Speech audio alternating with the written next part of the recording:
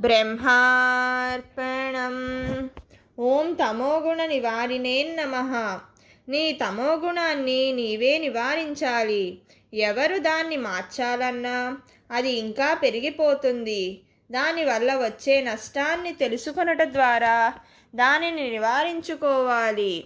అహం, ప్రపంచవాంఛ కష్టాలు నష్టాలు తెచ్చావని, భగవంతుణ్ణి దూరం చేశావని తెలుసుకోవాలి. మాయ వల్ల ఈ గుణం నాలో రగులుతోందని తెలుసుకోవాలి.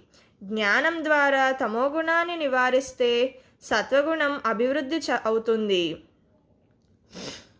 కలుపు మొక్కల వల్ల అసలు పంటకి ఎలా బలం ఉండదో, రజోతమో గుణాలనే కలుపు మొక్కల వల్ల సత్వగుణ బలం తగ్గిపోతుంది.